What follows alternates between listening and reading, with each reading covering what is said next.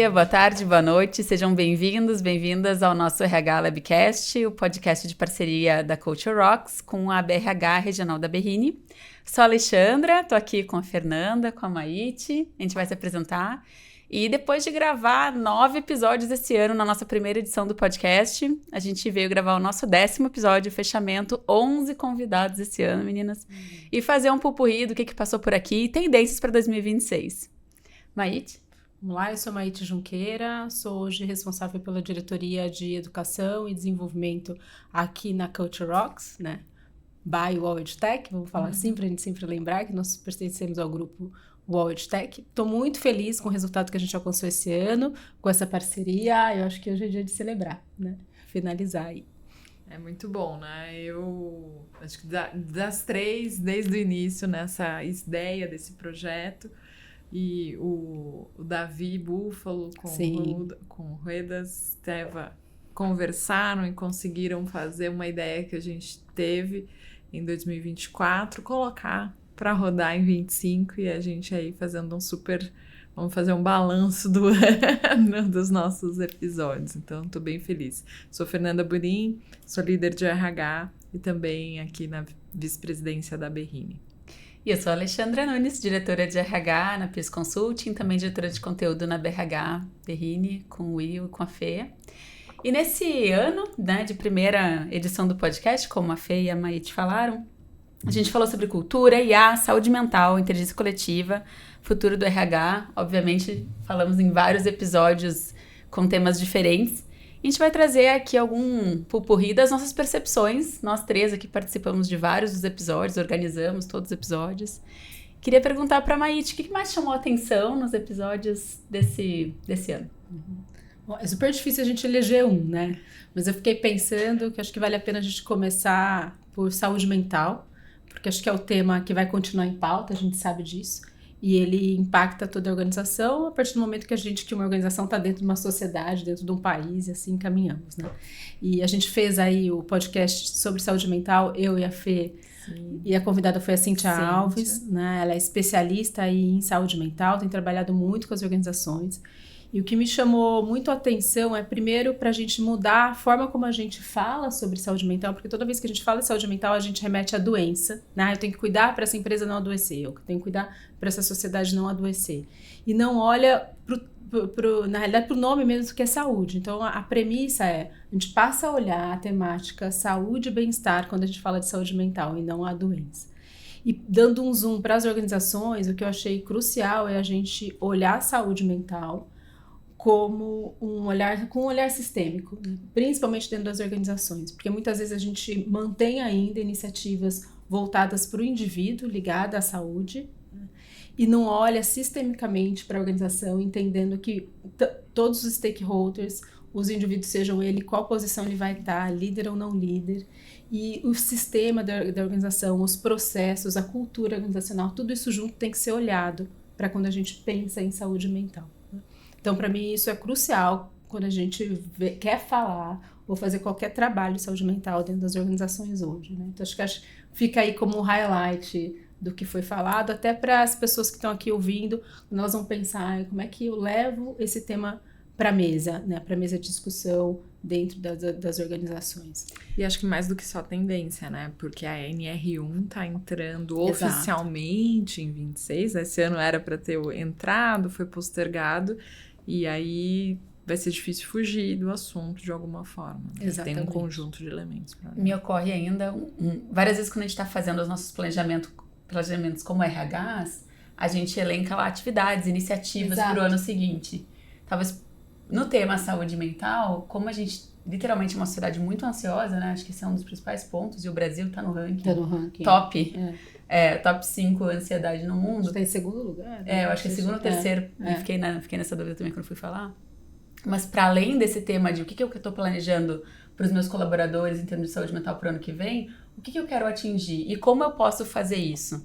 Então não elenca só mais uma ação, exato, mais uma palestra. Sai desse lugar e pensa, o que é saúde no teu contexto de empresa? Saúde no meu contexto pode ser isso, isso, isso. Tá bom, como que eu proporciono saúde? Exatamente. E acho que eu ia conectar com essa parte do sistêmico, que é como, em vez de olhar uma iniciativa, o que você consegue olhar do seu planejamento, não olhar para a saúde mental, mas em todos os momentos. Acho que isso a Cíntia trouxe, a gente trocou, que aí. Não adianta eu colocar meta, colocar OKR, colocar tantas ferramentas interessantes em que ao invés de eu conseguir... E aí depois eu ponho saúde mental quase que concorrendo com todo o meu outro. Então eu tenho que fazer o que você falou, né, Ale? Da gente conseguir realmente colocar junto com a estratégia. Tem que fazer parte, ele é um elemento da estratégia, porque não dá para concorrer ou fazer vamos fazer essa é a frente de saúde e o resto quase que nada conversando, porque não vai sair do papel e não vai ser efetivo. Acho que esse é o grande ponto. E quando a gente vê, né, a questão da própria solidão, né, que foi o que levantou o alerta e chegou nas questões das NRs, não dá para a gente não levar esse tema como um tema que tem que ir para a mesa de tomadores de decisão, né? Acho que ele tem que sair, porque ainda está um tema como se fosse de RH.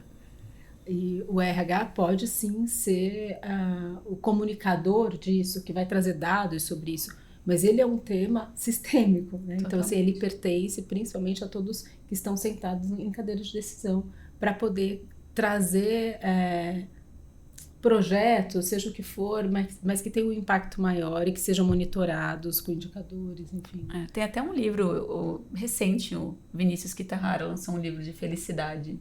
Acho que é Felicidade Corporativa o nome, se eu não me engano. Super bacana, porque esse é o viés. É o viés de saúde e ele comenta esse ponto de solidão. Você me lembrou dele quando você falou isso. Então, porque passa a ser uma responsabilidade social. E se a gente pensar enquanto alta liderança, eu sempre falo isso, eu sei que eu sou repetitiva, mas eu gosto de falar, porque acho que a gente tem que ouvir. Se eu tô sentada numa cadeira que o que eu assinar vai impactar muita gente... E se eu estou sentada numa cadeira nas principais cadeiras de liderança dentro de uma hierarquia organizacional, eu tenho uma responsabilidade dentro da organização, mas eu tenho uma responsabilidade fora da organização. Social, né? Social, né? E o tema saúde, ele é um tema de responsabilidade social.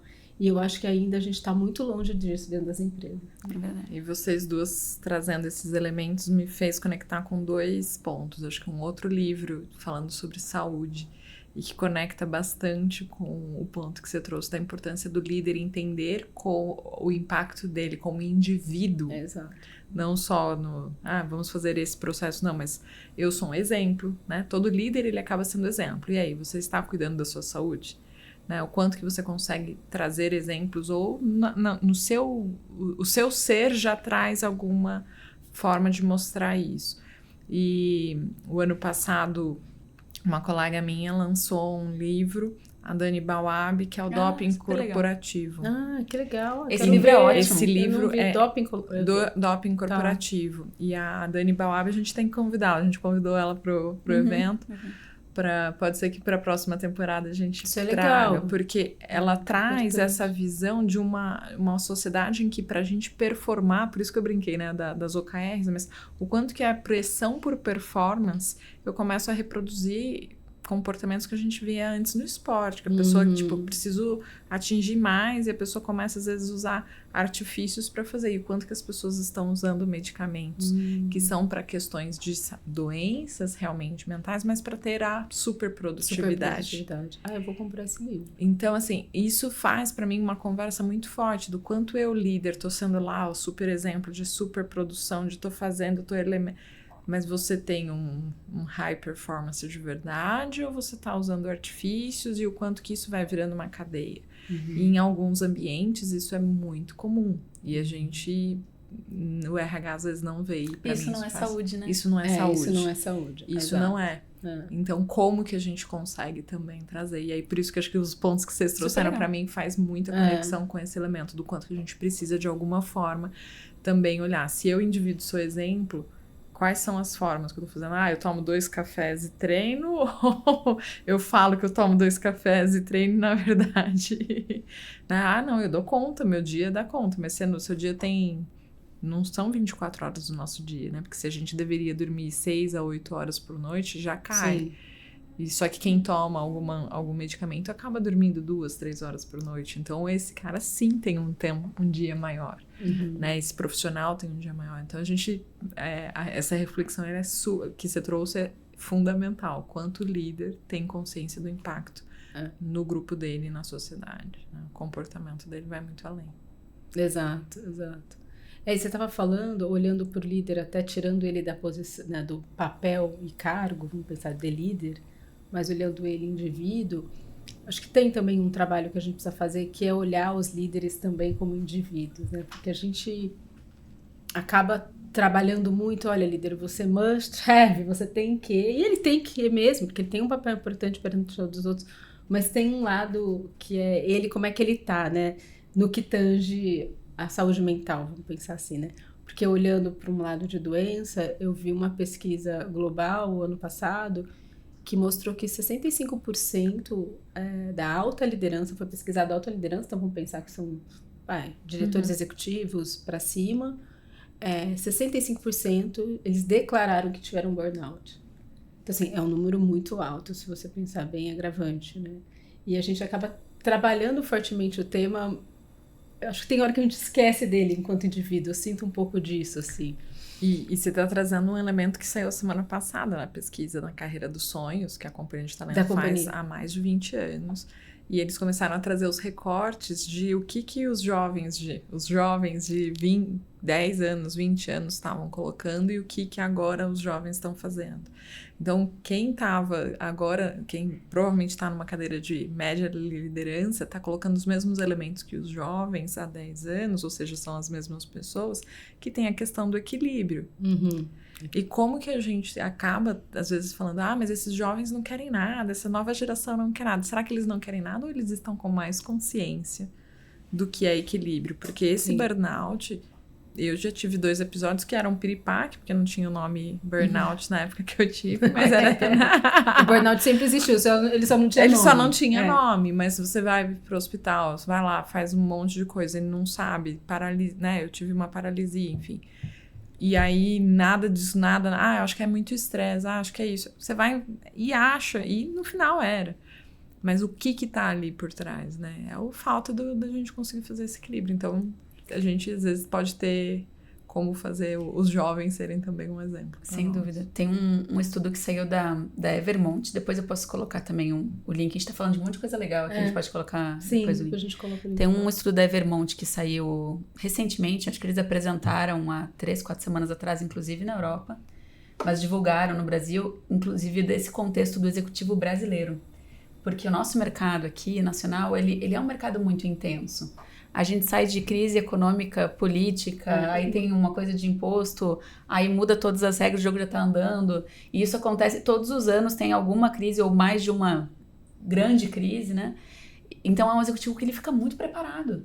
Mas ele tem um monte de episódios. Acho que se a gente for comparar a qualidade de vida e a saúde mental dos nossos executivos brasileiros versus executivos, por exemplo, né, sei lá, europeus, ou de países desenvolvidos, tem uma diferença grande também. A gente trabalha muito mais horas, a gente trabalha num ambiente muito mais incerto, muito mais intenso. Instável.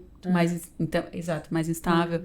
Então, assim, acho que vale a pena também, pensando que a gente está no final de ano e no indivíduo, né, da gente celebrar, assim, o nível de executivo que a gente consegue formar no Brasil. Porque se você consegue ser um executivo e ficar um executivo nesse mercado, você está muito preparado. As coisas que você passa são coisas que, de certa forma, são cicatrizes, né? Como os episódios que a Fê mesmo comenta, mas te preparam para alçadas muito, muito interessantes, assim, o nível do que a gente consegue desenvolver e o estômago que a gente consegue formar como executivos é muito diferenciado também.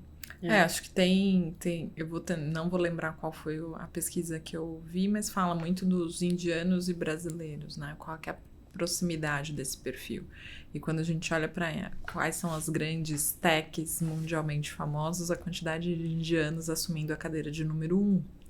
Então, o que Brasil e Índia têm? Países em desenvolvimento, nível de pobreza alto, insegurança social gigante em todos os aspectos. E muito trabalho, né? E muito trabalho. Então, eu já trabalhei com indianos, a carga de horário que eles fazem é um negócio... uma carga, é um volume. Então, acho que conectando saúde mental e até outros temas que a gente discutiu nos nossos episódios, acho que mostra o quanto que a gente precisa ter essa consciência desses múltiplos chapéus E um elemento que é o elemento social, que esse estudo que eu estava falando, acho que ele trouxe muito disso, né? Tipo, pega um executivo argentino, pega um executivo brasileiro, um executivo indiano, esses caras sempre viveram em crise. E agora, esses tempos eu tava falando, gente, mas será que não é a América Latina? Porque até países aqui da América Latina que estavam um pouco mais estáveis, nos últimos anos não estão tanto, não. Se a gente pegar um Chile, que era super exemplo, esses últimos 5 anos deu uma desestabilizada também.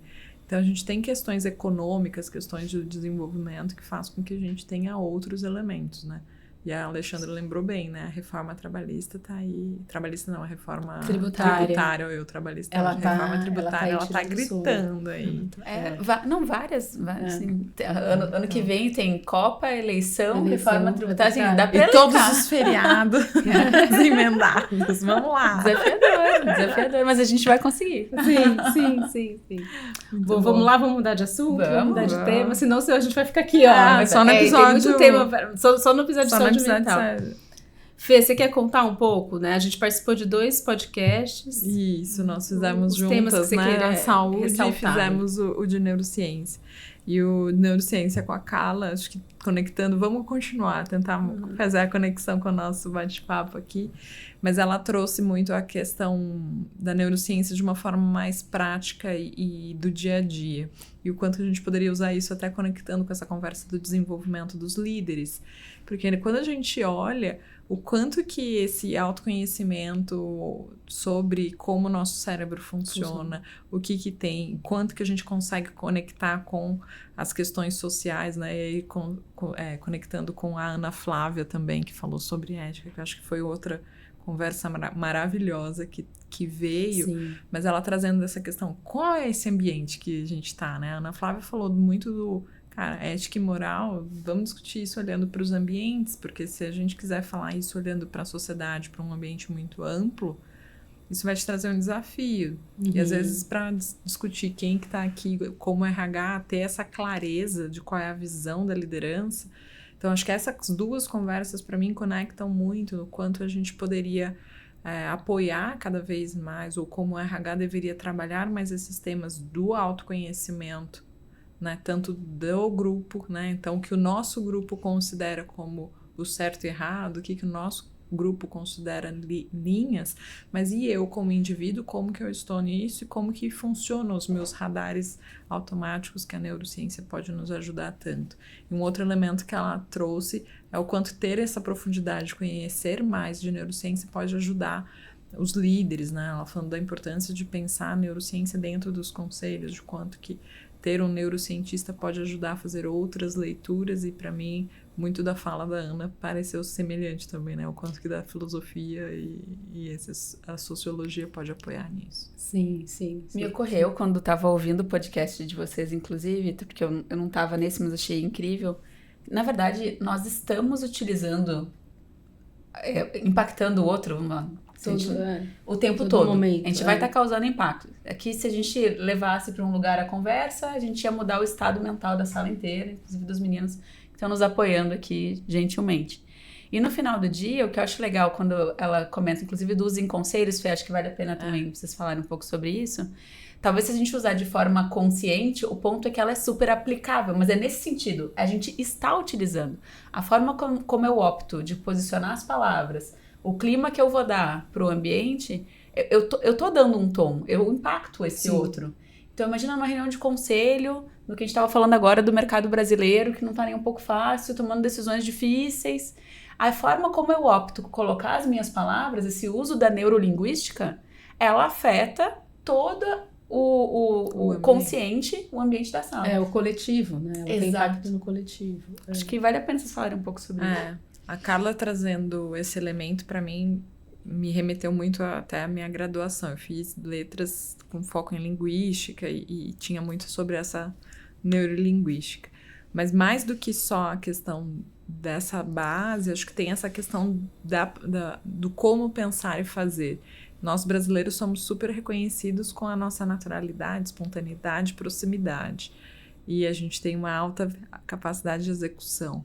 Mas acho que ter essa serenidade do parar, pensar, o agir e planejar é algo que a gente ainda está em desenvolvimento. Pessoas como eu, que sempre fui super espontânea, que sempre fui super um né, do MBTI lá, um extrovertido alto, eu vejo como o meu extrovertido alto no começo da minha carreira se tornou um extrovertido baixo atualmente. E parte, eu acho que é isso, né, Lê? Do quanto que a gente vai tomando consciência da importância do o que eu estou fazendo aqui, como que eu realmente consigo parar e fazer uma ação planejada.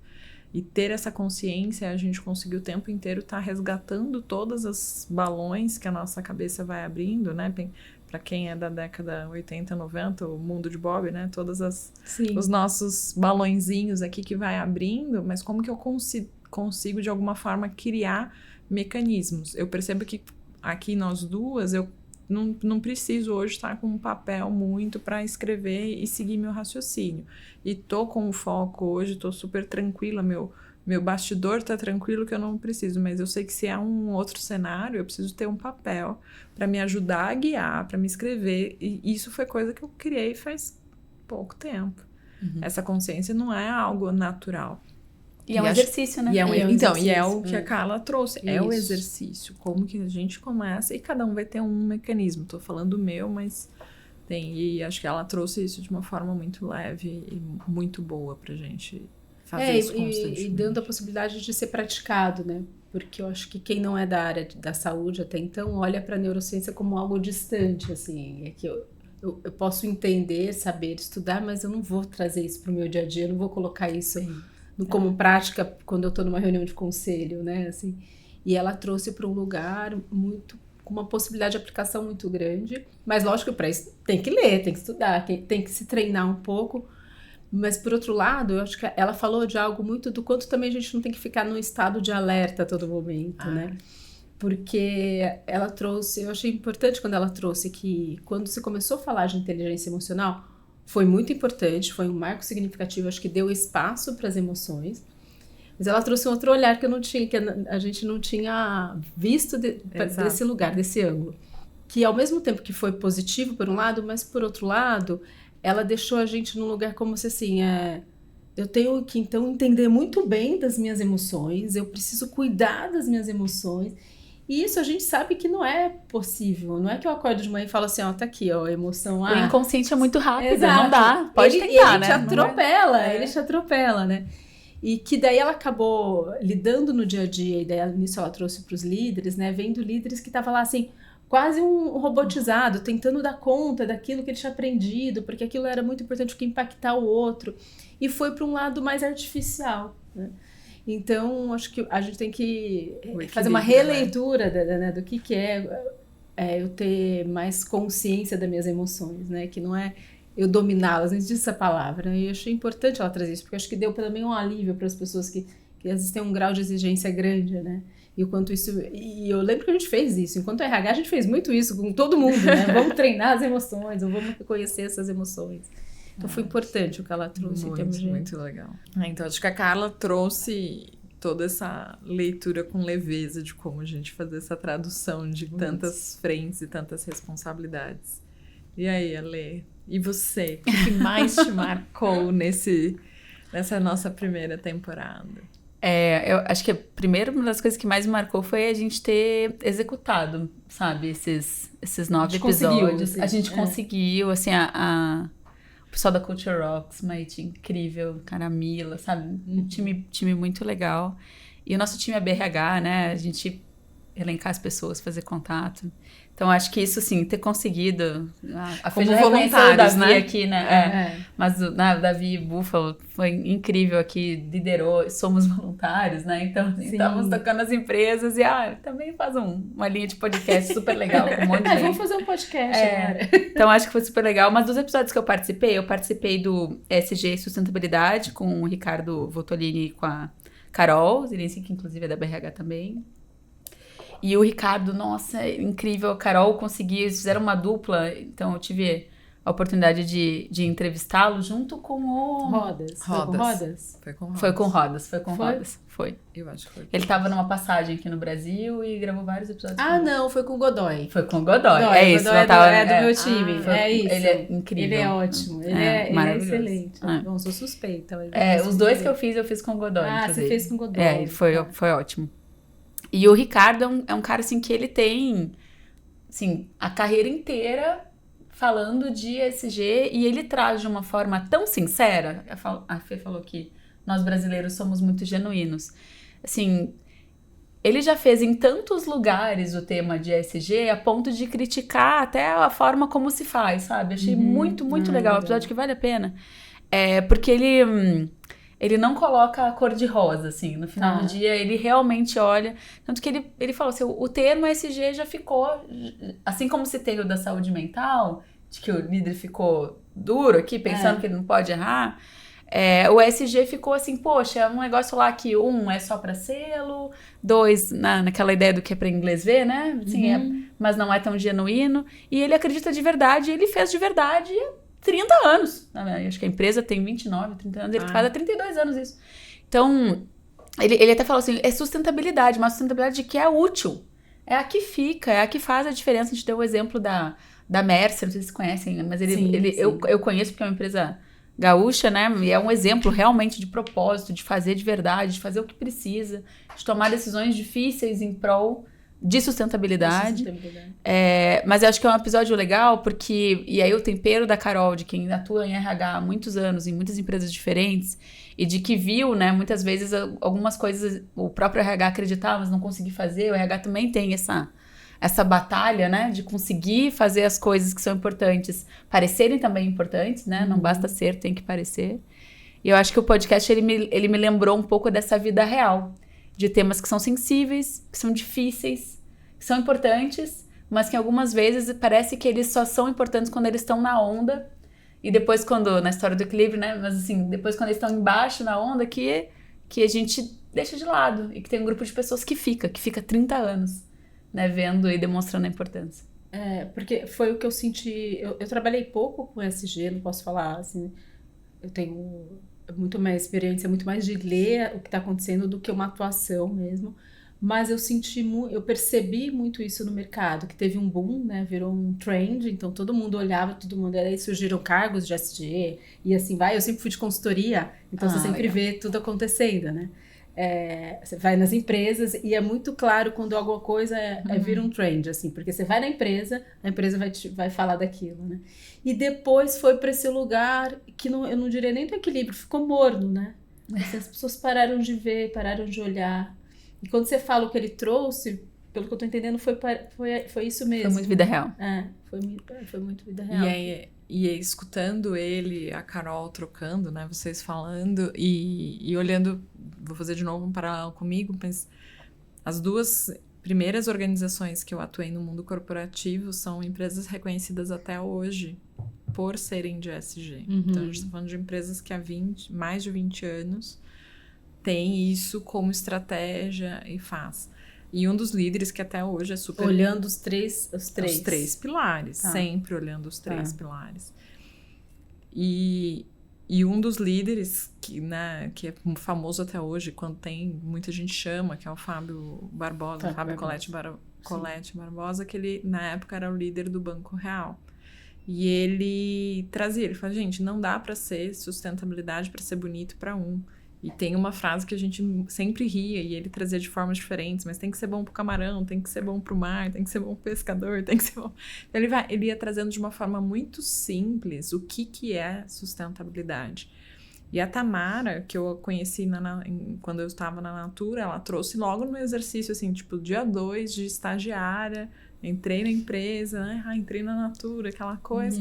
Ela trouxe um exercício que hoje já tem na internet, recomendo quem quiser fazer, que acho que é um bom exercício, sabe, Ale, de como a gente poderia ajudar o RH a repensar e trazer isso de forma simples, mas era sua pegada ecológica, né, sua pegada sustentável.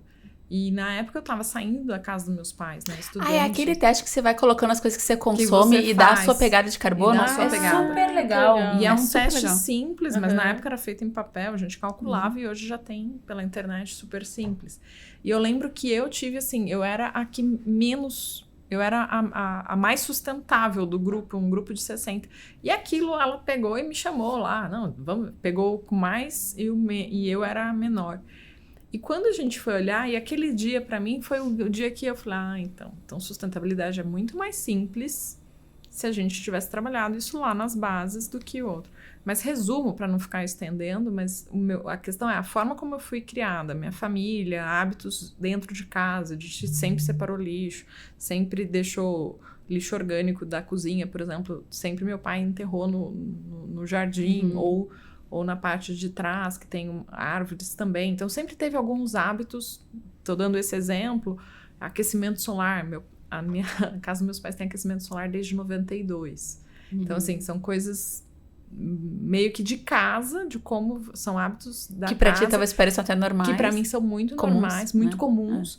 Aí o colégio que eu estudei implantou 5S, ISO, também na década de 90, que tem várias questões de hábitos que a gente vai criando. Então, o ambiente familiar e estudantil que eu vivi me proporcionou coisas muito próximas que facilitou e que faz parte do meu. Então, como que isso... E aí, de novo, a gente volta para a sociedade, né? Como que a gente faz isso? Porque daí começa a ser... Mas como? Como não? Como que você vai?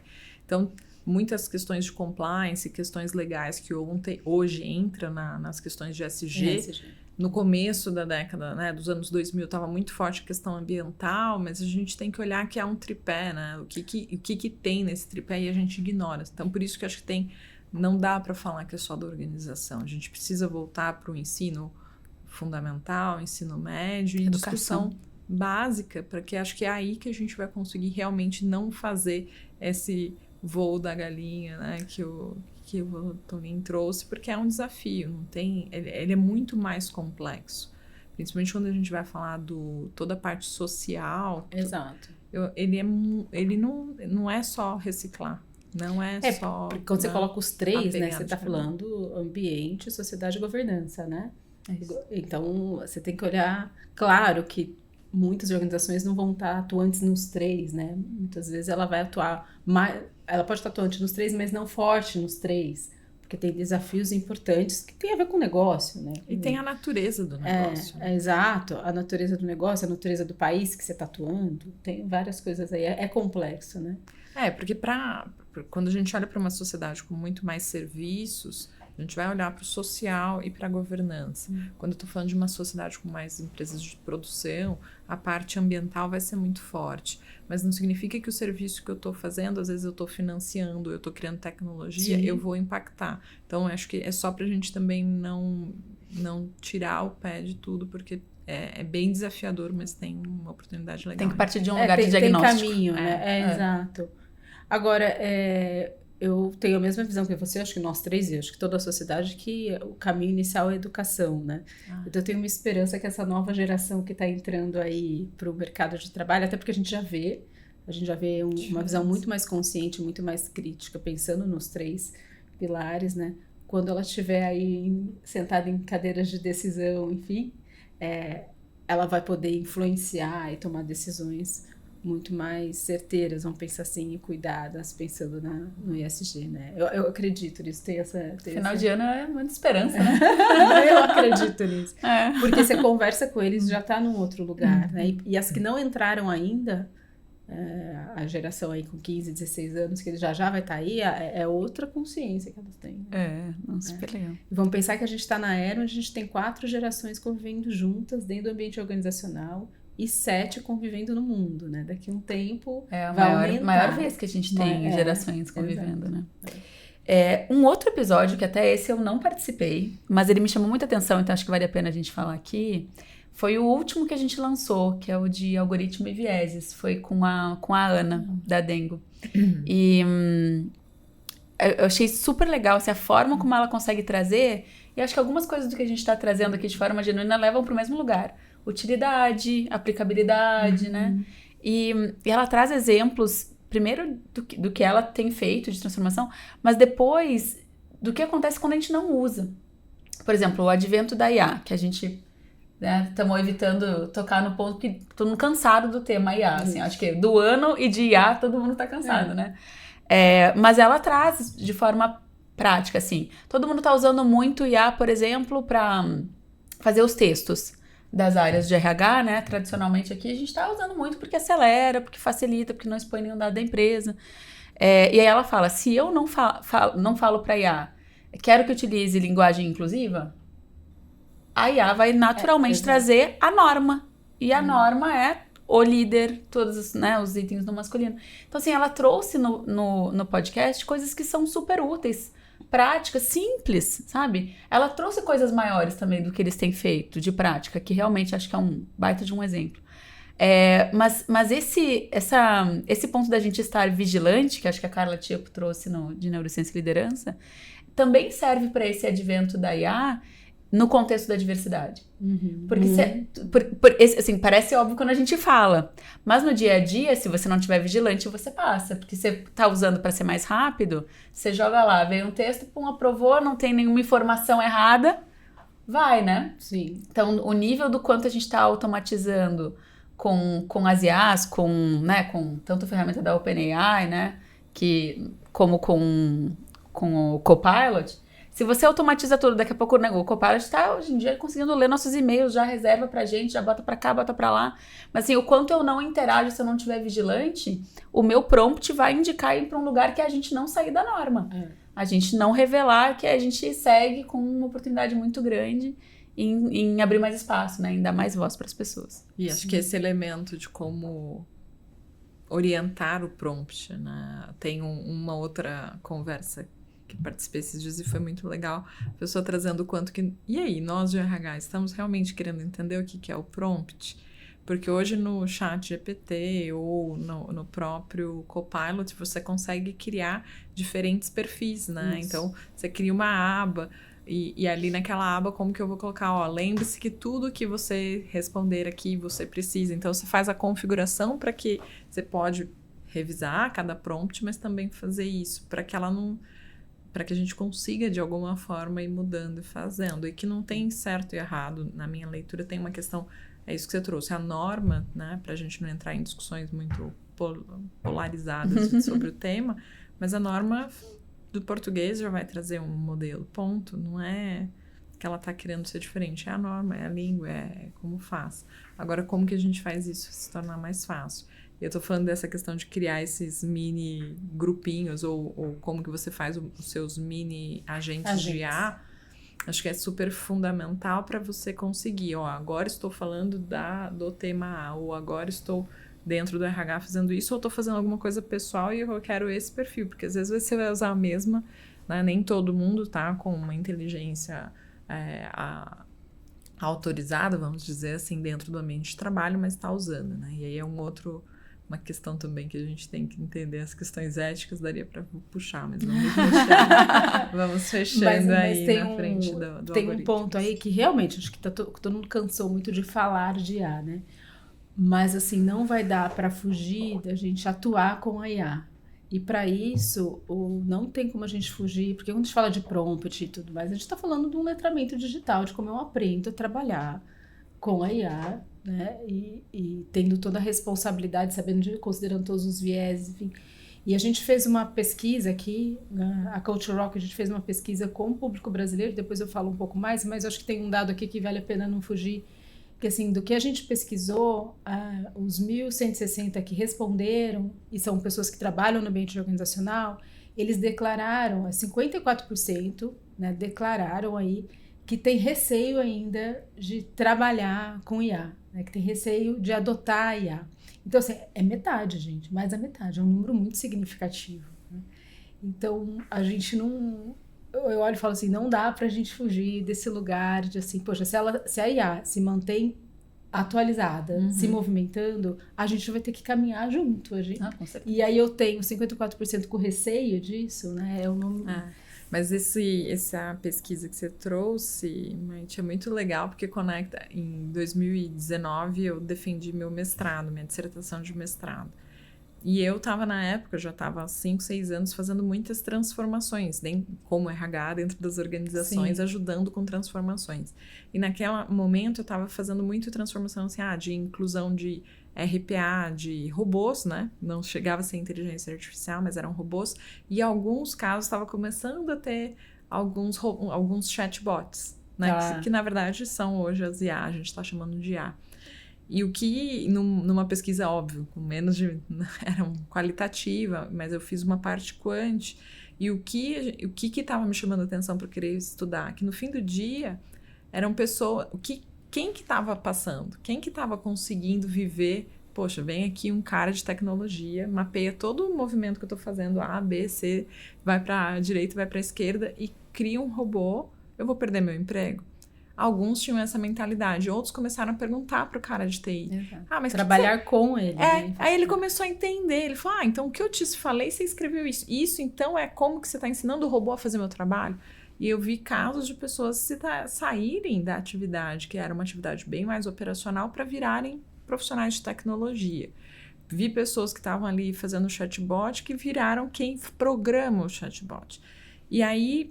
E quem não, né? E quem não estava fazendo isso? Quem não ficou ou desempregado ou continuou na mesma tarefa. Então, aquele long life learner... Isso. Eu acho que esse é o que nunca. Não vai morrer. Então, independente do que é a tecnologia, independente do que é o cenário, do que vai fazer, acho que como que a gente consegue sempre manter isso ativo em nós e no nosso ambiente organizacional como profissional de recursos humanos, para que a gente instigue as pessoas da importância do aprendizado contínuo. Você está com super curiosidade, você vai aprender muito. Você está com menos curiosidade, menos disponibilidade, mas não dá para não aprender. E acho que tem um pouco disso, né? O medo do desconhecido aí, que a gente conecta também com a neurociência, faz com que muita gente não queira utilizar. E isso acho que para. Eu acho que e a gente vai entrar para o nosso último bloco, né? Que é o bloco de tendências, então, né? Quase Natal, né? 25 se foi.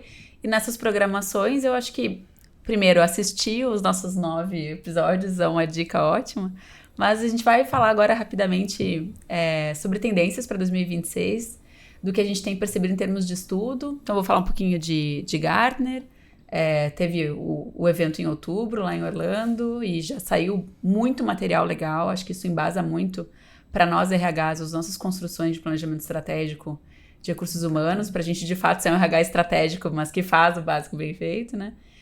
A Maite também vai trazer algumas coisas de estudos. Então, o que eu mais notei, né? Primeiro, acho que o CHRO, né, de braços dados, tinha até um slide literalmente de mãos dadas, assim, com o CIO.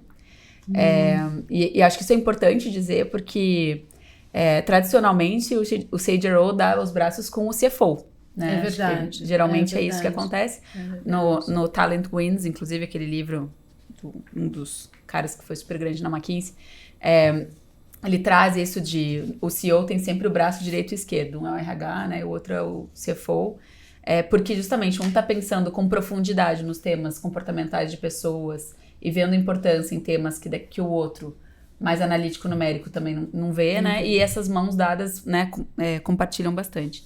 E para construir esse futuro do trabalho, aí de fato vai precisar, e eles falam de 3 grandes blocos no Gartner, né? Que é a gente aumentar esse uso de IA, e aumentar não é só de aumento, mas é de profundidade, é de melhoria. Fala de reengenharia do trabalho e de skill-based organization, da gente conseguir construir as capacidades também. Então, o CHRO com o CIO são quem precisa olhar não só agora mais para o trabalho em si, mas para a melhoria, não só para o trabalhador, não para o workforce, mas para o trabalho em si, para a gente conseguir fazer essa reengenharia de processos, que muitas vezes vai ser necessária para a gente construir as organizações. Então, assim, o que eu vejo, assim, dos últimos anos, né, eu lembro que tanto 24 como 25 IA foi tendência no Gartner, acho que 23 não tinha tido o mesmo nível, e até vi um podcast internacional de uma diretora do Gartner dizendo, em 23 a gente não colocou, mas devia ter colocado, sabe? Mas 24 e 25, acho que talvez em 24 um pouco mais no sonho de tudo que pode ser. Sim. 25 já vem muito disso do que não se pagou ainda, até a gente estava num evento da BRH no sábado, e a gente trouxe um pouco desses números, então tem muito de ROI que a gente não consegue medir, muito do que não se viu, se investiu muito já em IA, mas a gente não acompanha, ou seja, está mais prático, está mais aplicável, está mais útil, mas precisa dar muito mais passos agora. Então, acho que a gente como RH olhar para o nosso CIO, o que a gente pode construir junto? Quais são os tipos de processos que embedding IA, a gente consegue realmente reformar e trazer mais resultado para a organização? O que a gente precisa em termos de desenvolvimento de capabilities de pessoas para a gente conseguir fazer uma transformação? Então, acho que é um trabalho muito em parceria, acho que queria deixar essa mensagem aqui. E as últimas duas primeiro, o Skill-Based Organization é algo que está sendo muito falado, então, quais são essas capacidades? A gente até teve um dos nossos podcasts que era de Blend Learning, mas como a gente treina para além da questão do número de horas? Sim. Não é mais só sobre o L&D, né? Não é só o número de horas. O que eu preciso treinar? Como que eu desenvolvo, né? E aí, assim como a gente estava falando de saúde, eu acho que o raciocínio é similar, assim. Olha para o teu todo, o que eu preciso desenvolver? Tá bom, e como que eu proporciono isso agora? E por fim, algo que apareceu muito forte é aquela questão da pirâmide, né? Então, as organizações têm muitas pessoas nos layers iniciais, isso vai afunilando até uma posição de um CEO, né, de poucos diretores. Então, elas são pirâmides. E o que eles trazem muito é que muito do que vai ser automatizado no início. E aí, eu trago isso para dentro e eu acabo formando um diamante. Então, essas organizações de diamante, como que eu preparo essas pessoas que estão entrando no mercado de trabalho e que têm as suas funções automatizadas? Um pouco do raciocínio da Fê, eu acho que faz sentido aqui, né? Então, talvez eles vão fazer outras coisas, talvez eles vão passar a programar. Quais são essas novas funções de trabalho? Então, sem querer trazer ansiedade para um país que é tão ansioso, mas assim, tem um momento de transformação, de aprendizado, de evolução, então as coisas vão naturalmente mudar, dado o avanço da IA. Mas como que a gente prepara essas pessoas que estão entrando nesse contexto novo, onde a gente mesmo não tem tanta certeza, e como que a gente prepara o mid-level? Porque a formação de sucessão fica impactada com isso, né? Fica. Então, porque a experiência vai ser da IA, que está aprendendo, mas que não vai ocupar depois o mid-level, talvez em algum momento ocupe um pouco, mas esse avanço, não se tem as respostas, mas a gente já sabe que ele começou, né? Já vê as reportagens de algumas empresas, early adopters aí, né? Já fazendo desligamento sem nem saber o efeito disso. Exato. Então, acho que essas grandes tendências eu queria ressaltar. E você está falando, daqui a pouco eu vou falar de algumas, né, mais focadas no mercado onde a gente atua, que é performance, educação e desenvolvimento, explicar um pouco do que a gente fez da pesquisa, mas você trouxe um dado importante, né, que essa questão, a gente já está vendo mesmo algumas empresas se movimentando, fazendo desligamento, né, já se começa a falar, então, o que a gente vai fazer com esse pessoal que está entrando, mas que a gente olha, acha que eles até então pode ser substituído aí por agentes. Enfim. Mas algo que me deixou muito positivamente esperançosa nessa frente, porque a pesquisa que a gente fez, a gente entrevistou alguns executivos e foi assim, unânime o ponto de atenção deles, assim, que até eu diria um certo incômodo com a empresa olhar para as empresas no geral, o mercado ainda está olhando para IA como assim, eu vou aumentar a produtividade, eu vou saving, né? Porque talvez eu não precise de algumas vagas. Como eu estou restringindo a IA nisso, ao invés de olhar pensando que eu posso trabalhar de uma forma, que é o que a gente chamou na pesquisa de inteligência integrada, assim, eu aprendo, o ser humano aprende como é que ele se potencializa através da IA, né? E aí eu passo a trabalhar em projetos, em posições. Eu não diria nem estratégica, mas porque não precisa ser, né? Quando a gente fala estratégia, parece algo tão longe, distante, mas assim, algo que sim é importante para a organização, que eu vou ter mais tempo de levar uma inteligência maior, uma análise mais diferenciada. Então, eu achei positivo, assim, porque os executivos estão incomodados com isso. Se eles estão incomodados, assim, então a gente tem que levar esse pensamento para dentro da organização. Isso é legal, né? Eu achei legal. Maite, só para comentar um ponto, assim, saindo um pouco das tendências, mas para trazer o raciocínio especificamente. Eu lembro quando eu estava fazendo vestibular. Óbvio que faz muitos anos isso, tá? Faz muitos anos. Naquela época, a gente ainda comprava jornal, lia jornal, e a gente tinha que, supostamente, ler o jornal pra gente se preparar, né? Pra estar sabendo de mundo, contexto geral. E eu lá no Rio Grande do Sul, né? Meu pai ficava me incomodando porque eu não estava lendo mais jornal. E eu sempre fui bem nerdzona, a Fê me conhece. E já sabe o estilo, né? Mas, em algum momento, também veio o advento da internet, estava lá no Mirk, no ICQ, Yahoo, né? Enfim, Tava começando, mas a gente, ali com 14, 15, 16 anos, rapidamente você adere. Então, em algum momento, eu comecei a parar de ler o jornal com meu pai na sala, porque eu já estava lendo pelo Yahoo. E aí eu lembro do meu pai dizendo assim, minha filha, se você não lê o jornal, como é que você vai, né, saber do mundo que está acontecendo? E aí eu lembro de dizer assim para ele, pai, você sabe que eu tô lendo pela internet? Que era o computador no meu quarto, que eu ficava lá e ele não sabia o que eu estava fazendo. Então eu acho que um pouco da história da gente deixar as coisas acontecerem e estar aberto, curioso no aprendizado e em evolução, é porque a gente não tem algumas respostas. Não quer dizer que porque a pirâmide vai mudar, acho um pouco precipitado as empresas que estão aí desligando sem olhar.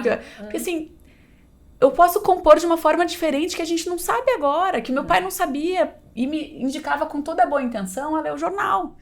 E eu sabia de temas que não estavam, inclusive, no jornal, porque o jornal era local. Sim. E além de ser local, a velocidade e o tempo, né? Eu acho que tem uma outra questão que a gente vai viver cada vez mais, que tem sido já a discussão de alguns ambientes universitários, já que você falou do vestibular, mas é a questão de o que está no currículo, né? Como que eu construo? E para mim tem sido muito interessante ver o quanto que muitas universidades estão falando, cara, então a gente tem que voltar para o básico. A gente tem que ajudar a fazer o raciocínio, porque é como a tecnologia ela vai mudar e está mudando muito rápido, a inteligência vai entrar, eu preciso entender como que essa inteligência faz isso acontecer, né? Então, como que eu tenho boa formação em matemática, como eu tenho boa formação do raciocínio. Então, quanto que eu acredito que a gente vai viver cada vez mais o modelo de o ciclo básico, para alguns que já viveram universidades. Mas a gente tinha no ciclo básico, você vai às vezes revisitar, o modelo americano é muito conhecido por isso que todo mundo faz as mesmas disciplinas nos primeiros anos. Sim. Provavelmente é isso que a gente vai viver, né, Ale, para conseguir que esse diamante não sofra tanto, porque vai acontecer, a gente só não sabe direito como, e a gente está sendo esse filha, né? Leia mais jornal, às vezes. Quando ouvindo a gente conversando, acho que vale a pena contar um pouco mesmo das tendências que a gente escolheu para pesquisar, então vou contar um pouquinho da pesquisa que a gente fez aqui, até porque muito do que a gente está falando é uma das primeiras tendências, né? Na realidade não é nem tendência, é algo que já está acontecendo, mas tendência tudo que já está acontecendo e que vai tomando corpo cada vez mais, né? O que não está acontecendo ainda é futurismo, né? A gente fala isso.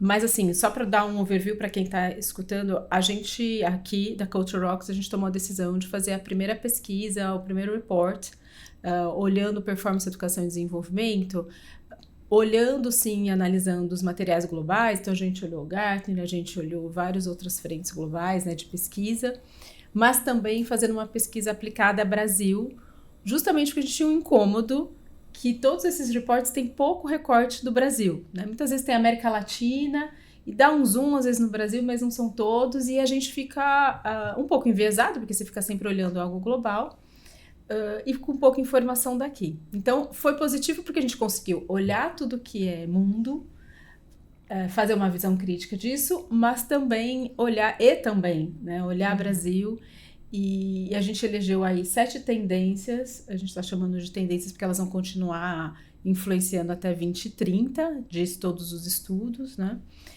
E aí, o que vale a pena falar? Porque o que a gente está conversando, e quando a gente fala a questão, né, toda IA, tudo que está acontecendo com IA, não tem jeito como a gente fugir, a gente já está cansado, mas ao mesmo tempo tem que virar aplicabilidade, daí tem que aprender como, e novos entrantes no mercado de trabalho. A primeira tendência, que não é novidade, mas que todos os reports, e aqui no Brasil continuou aparecendo como muito forte, é a questão de formar culturas de aprendizagem dentro das organizações, né? Não é, a gente fala muito de lifelong learning, mas assim, a gente colocar um pé no que se chama cultura do aprendizado, né? Porque a cultura do aprendizado, ela sobe um pouquinho e fica mais ampla quando a gente fala de um ecossistema de aprendizagem dentro das organizações. Então, e isso precisa o quê? Que as pessoas deixem de entender que elas vão aprender somente se ela tiver o curso de letramento digital e ela passe a conversar com todo mundo já pensando que aquilo é uma possibilidade de aprendizado, né? E aí eu acho que a questão da curiosidade que a gente está falando entra aqui, porque uma das primeiras competências para se ter um olhar para o aprendizado é a curiosidade, né? A vontade de eu saber algo que tá ali que eu ainda não tenho ideia, né? E agora, um dado importante que apareceu é que isso foram das pesquisas globais e que a gente olhou para o Brasil também, é que somente 10% isso declarado, né, das pessoas e das pesquisas também que apareceram no mundo, somente 10% declaram reconhecer cultura de aprendizado dentro da organização, entendendo cultura de aprendizado como esse ecossistema que me permite sempre olhar com a possibilidade de aprender todo momento que eu estou. E as empresas que declararam que já tem uma cultura de aprendizado mais forte, daí esse dado é só global, esse não é Brasil, eles declararam que eles conseguem, 92% conseguem ver inovação acontecendo quando eu tenho uma cultura de aprendizado forte. E se a gente pensar... Porque a pessoa testa mais. Ela testa mais. Ela tem mais curiosidade, ela testa mais. Ela sai desse lugar de, eu tenho certeza que será assim, e que, portanto, eu vou, por exemplo, desligar X pessoas, né? E ela se propõe a fazer novos arranjos organizacionais, vamos pensar assim. Então, acho que vale dizer assim, a gente não pode fugir da temática cultura aprendizado dentro das organizações e olhar com criticidade para o que eu tenho lá dentro, né? Será que eu estou formando mesmo pessoas que têm esse instinto de aprender? E como é que eu faço isso acontecer? Né? E o aprender na essência da palavra, que aprendizado significa que vai ter erro. Exato, que vai testagem, né? Vai que você tem que testar, que vai ter erro quando a gente está aprendendo. Né? Agora tá engraçado, meu filho às vezes ele fala, vamos fazer os difíceis, e ele começa 11, 12, 13. 13 é difícil, 14, e ele começa a querer ou seja, na escola eles estão indo para os números à frente e ele sabe, e tem hora que ele erra e ele fala, tá certo, e eu, filho, você tá indo bem, mas a sequência é essa.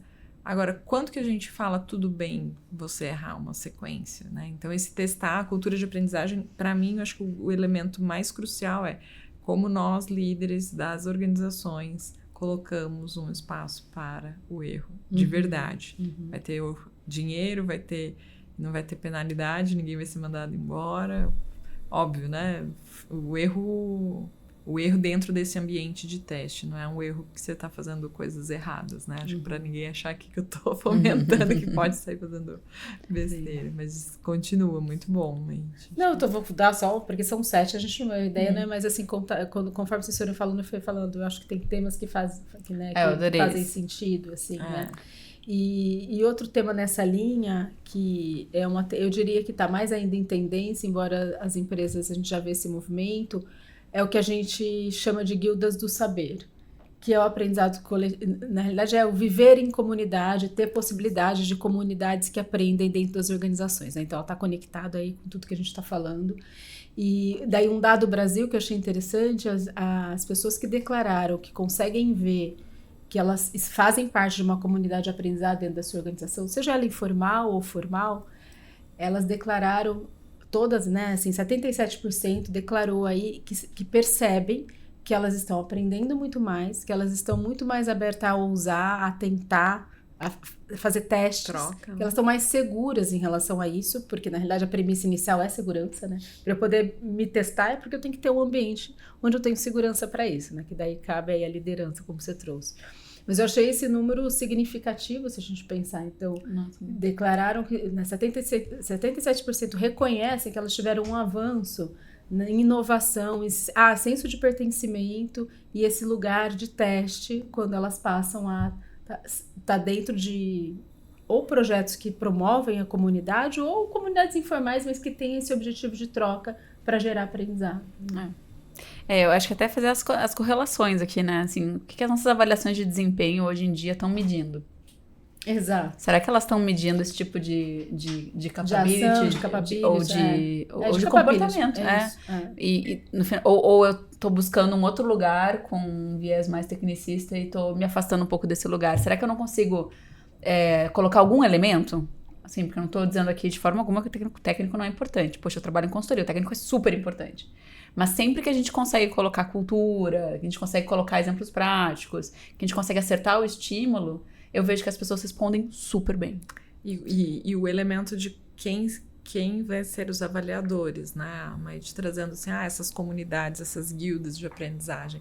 O quanto que às vezes a gente está sempre no modelo tradicional, né? Aqui a equipe, os acima, que seja uma avaliação 360, mas como que a gente pode colocar outros elementos.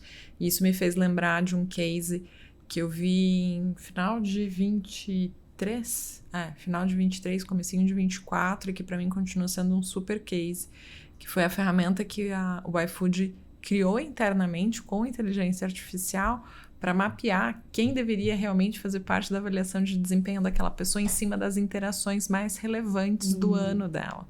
Então, olha, essa pessoa participou desse projeto, tinham essas pessoas, isso representou tantos %, e aí leva esse mapa para o líder, e o líder valida ou não a sugestão que a inteligência artificial está fazendo de quem teria. Então, quando a gente olha para essas guildas, será que essas trocas que as pessoas estão fazendo não seriam outras pessoas para ajudar a fazer essa avaliação de desempenho?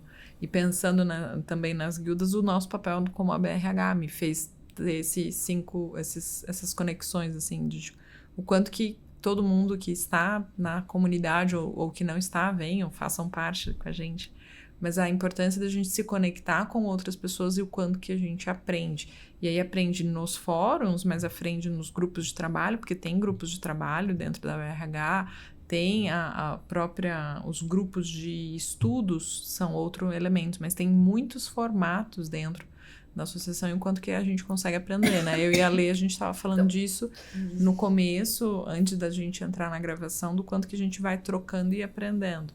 Então, isso acho que vai além das organizações, né? Isso. Muito legal. Esse 77 vai bem forte. Provavelmente está além disso, porque como a gente faz a pergunta relacionada a comunidades, né? Assim, não necessariamente eu preciso estar dentro da organização, com certeza.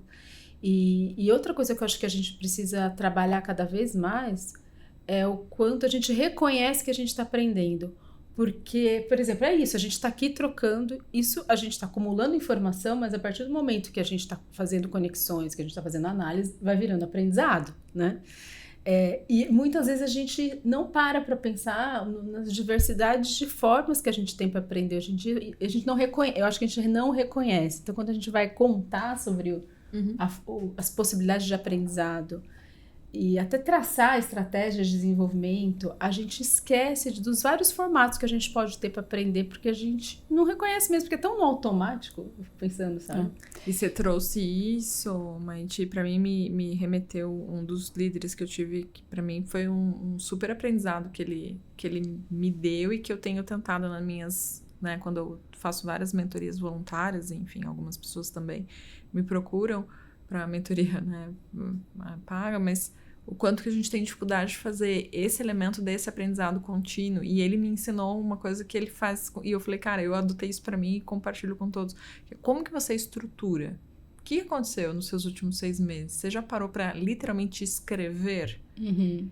E aí, o que foi esse projeto? O que foi... então fiz esse podcast, mas o que você levou do podcast? Tem a parte do conteúdo, mas tem todo um outro antes, um depois, uma interação que você pode... Quais são essas competências, Exato. que você foi desenvolvendo em ações fora, né? Exato. Não é só o ambiente profissional e não é só aquele projeto que você escreveu lá na sua avaliação que você vai para ganhar alguma coisa ou não. Então, tem essa volta, né? Do como que você para. Não precisa escrever no papel, pode escrever, digitar do jeito que for. Mas como que você faz essa análise? Pode ser um caminho legal para registrar esse aprendizado contínuo. E caminhando para o nosso final, ouvindo vocês, né? Eu consigo perceber tranquilamente o ponto da esperança que a Maiti falou no início. Olha como o olhar também nosso vai evoluindo ao longo do tempo. Então, no passado, talvez as lideranças, né, tinha o certo e errado, aquela figura de líder que era um super-herói, alguém que tem todas as respostas, ou se ele não tiver, ele precisa esconder, porque ele precisa... Não tem cultura de erro, não tem isso, né? E isso foi evoluindo ao longo do tempo, a ponto da gente passar por ponto das emoções, que a gente falou hoje, da pessoa reconhecer muito e ficar até com receio, né? Poxa, será que eu tô preparado para ter essa conversa, porque eu ainda não entendi tudo que eu tô sentindo?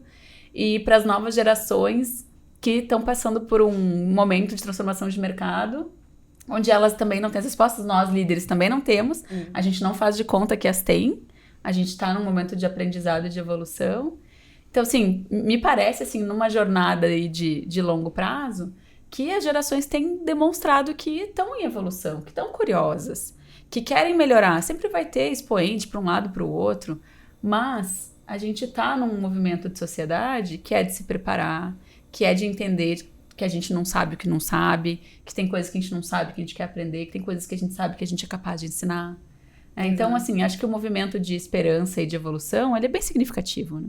Sim, eu continuo pensando que sim, senão a gente não ia estar aqui. Eu acho que fazendo nossos estudos. E esse é um outro elemento, né? Quanto que RH também tem esse de formal ou informal, não sei dizer, mas acho que é de ajudar nessa esperança, né? Porque a gente vai ter áreas que têm um papel de trazer, né? Olha, vamos lá, área de risco. Se a área de risco for muito da esperança, a gente vai ter um problema. Mas como a gente não ignora todas essas outras leituras e faz essa fusão, mas trazendo sempre esse olhar positivo, porque acho que é aí que tá a beleza da nossa... Meninas, foi um prazer inenarrável estar aqui com vocês hoje. Muito obrigada. Digo mesmo. Adorei. Acho que foi ótimo. Acho que a gente teve um ganho muito grande, não só para quem vai ter tempo ou pode assistir os podcasts, mas pra gente mesmo, né? Falando de aprendizado, acho que a gente teve. Não, eu quero muito ler esses estudos, só pra dizer. Vou mandar pra vocês tudo. Vou mandar agora mesmo. E acho que vale a gente colocar todos esses outros links. E em nome da BRH, e colocando aí nosso parceiro também, Culture Rocks, agradecer todo mundo que veio, fez parte, não só aqui na bancada, mas também nos bastidores, os meninos que ficaram aí com a gente todo esse período, quem fez edição, quem trabalhou criação de todo o logo, tudo, a Camila, a gente já falou, mas vale reforçar novamente, e todos que estão aí assistindo a gente ou escutando a gente nos diferentes canais, né? Obrigada por essa primeira temporada. Vamos lá, vamos para a próxima. Obrigada.